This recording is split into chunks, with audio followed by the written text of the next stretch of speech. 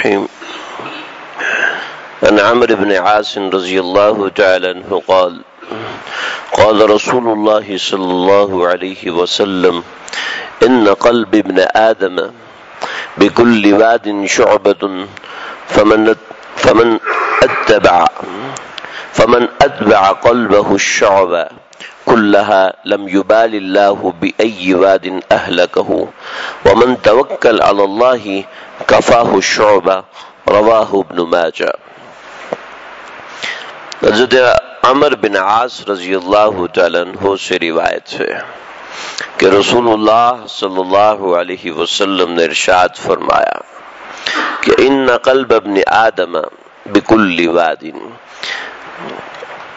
کہ ہر انسان کا دل ایک جنگل کی طرح ہے۔ ہر شخص کا دل، ہر انسان کا دل جنگل میں ایک شاخ ہے، یعنی اس کو ہر طرح کی فکریں ہوتی ہیں۔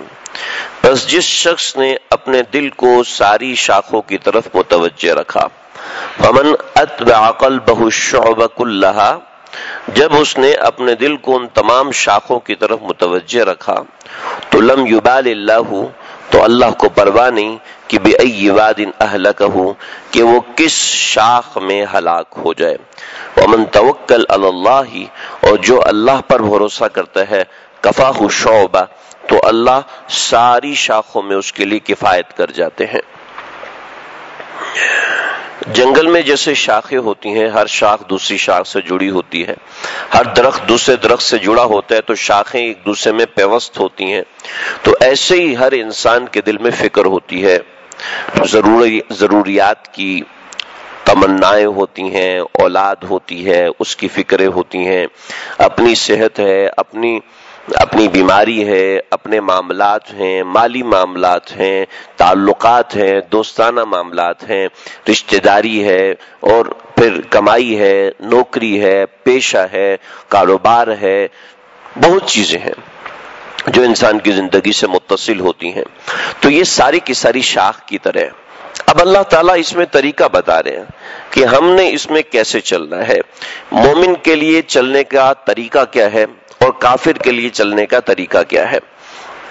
دیکھیں، ہر انسان کسی نہ کسی چیز میں ماہر ہوتا ہے، ہر شخص، کوئی اس چیز میں ماہر ہے، کوئی اس چیز میں، کوئی اس چیز میں ماہر ہے، کوئی اس چیز میں، ہر شخص کسی نہ کسی چیز کا ماہر ضرور ہوتا ہے، اس کو اس چیز کے اندر دسترس ہوتی ہے، فہم ہوتی ہے۔ اب اللہ کہہ رہے ہیں کہ کسی بھی چیز میں اپنی مہارت کے اوپر، اپنی مہارت پر کلیتاً اعتماد نہیں کرنا۔ میں کر سکتا ہوں، میں 100% کانفیڈنٹ ہوں، ٹھیک ہے، ہونا چاہیے، اتنا انسان کو اپنے ہنر پر بھروسہ ہونا چاہیے، لیکن کلیتاً اس کو اپنے ہنر پر بھروسہ نہیں ہونا چاہیے۔ کلیتاً مطلب یہ ہے کہ 100% نظر اپنے اوپر نہیں ہونی چاہیے، 100% نظر اللہ تعالیٰ کی ذات پر ہونی چاہیے۔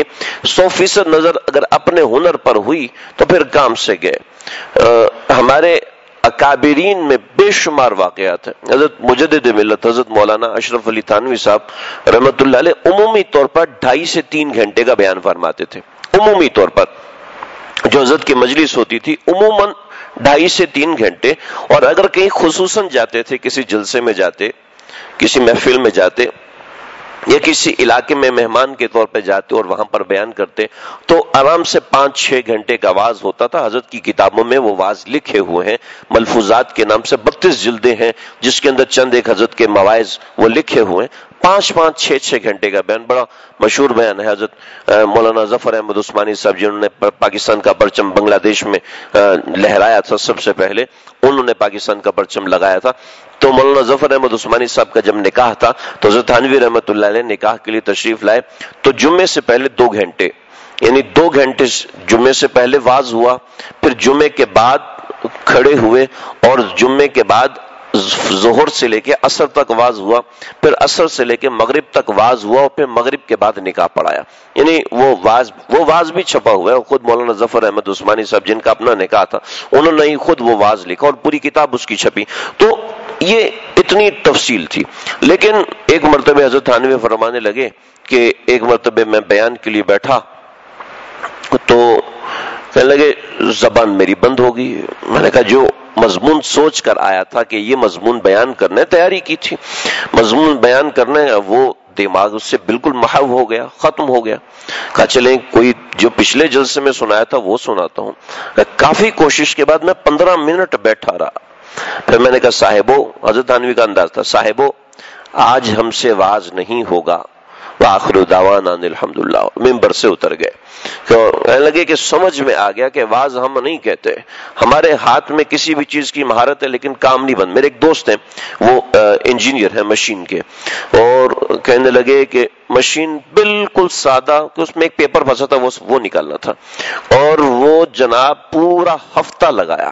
میں نے کہا بھائی اللہ سے مانگا تھا؟ بس وہ تو ایک پیپر نکالنا تھا. میں نے کہا وہ پیپر نکالتے ہی کچھ غلطی سے کام کر دیا، ایک نٹ گر گیا اندر اور پھر وہ چپک گیا اور ایک بلنڈر ہو گیا، اور پورا ہفتہ ضائع ہوا صرف 5 روپے کے کام کے پیچھے، پورا ہفتہ. اور کبھی 5 منٹ کے کام پہ 20,000 30,000 مل جاتے. تو اب یہ معاملہ ہے کہ انسان کسی بھی کام پر کلیتاً، مومن اور کافر میں فرق ہے کہ کافر کلیتاً اپنے اوپر بھروسہ کرتا ہے اور مومن کلیتاً اپنے اوپر بھروسہ نہیں کرتا. یہ ہماری زندگی میں پریکٹسنگ نہیں ہوتا. بس یہ ہوتا ہاں جی میں یہ کر دوں گا، ہاں ہو جائے گا ہو جائے گا. یہ ہونا چاہیے کہ ہاں اللہ سے دعا کرتا ہوں انشاءاللہ ہو جائے گا، مجھے پوری امید ہے کہ ہو جائے گا، لیکن اللہ سے دعا ہے کہ اللہ کرے. یعنی ہر چیز کے اندر پیپر کی پوری تیاری ہے میری، اب اللہ کرے کہ ایسا ہو جائے جیسے میں نے تیاری کی ہوئی ہے. بے شمار دفعے ایسا ہو جاتا ہے کہ انسان سوچتا کچھ اور معاملہ کچھ اور ہو جاتا ہے. تو اب یہ معاملہ ہے کہ انسان کسی بھی چیز میں اپنے اوپر 100% بھروسہ نہ کرے. اگر بھروسہ کرے تو اللہ کی ذات کے اوپر، اور پھر اپنا فن ہونا چاہیے، اپنا فن آنا چاہیے. جو کافر ہے وہ صرف اپنے اوپر بھروسہ کرتا ہے، اور مومن جو ہے وہ اللہ پر بھی بھروسہ کرتا ہے. ایسا نہیں کہ اپنے اندر ہنر نہیں ہو جناب اس چیز میں گھس گیا جی اللہ مجھ سے کروائیں گے، یہ غلط ہے. اسباب اختیار کرنے کا حکم ہے. تو نبی کریم صلی اللہ علیہ وسلم نے اس کے بارے میں فرمایا ان قلب ابن آدم بکل واد شعبۃ. ہر مومن کے دل میں ایسے جیسے کہ ہر خیال دوسرے خیال سے ملا ہے، یعنی ہر معاملہ دوسرے معاملے سے جڑا ہوا ہے، اور ہر چیز کا تعلق انسان کے دل کے ساتھ ہے. لیکن کیا ہے، فمن اتبع قلبہ شعبہ، جو صرف اپنے دل کے ساتھ جاتا ہے ہاں ہو جائے گا ہو جائے گا، تو لم یبال اللہ بأی واد اہلکہ، پھر اللہ کو کوئی پرواہ نہیں، وہ کسی بھی چیز میں ہلاک ہو جائے گا.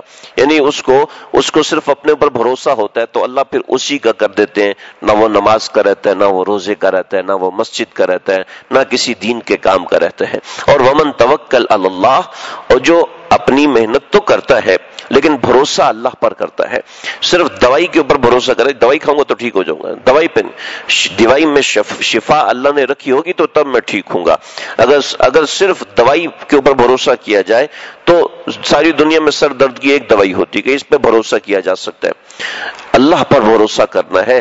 کسی کو اس دوائی سے آرام نہیں آتا، بیمار ہو جاتا ہے، اس کو حکیمی دوائی سے آرام آتا ہے. کسی کو اس سے بیمار ہو جاتا ہے، اس کو ہومیوپیتھک سے آرام آتا ہے. کسی کو اس سے بھی بیماری ہو جاتی ہے تو وہ کسی اور چیز سے علاج کراتا ہے، وہ کسی اور معاملے سے کرتا ہے. ساری دنیا کے اندر مختلف چیزیں ہیں.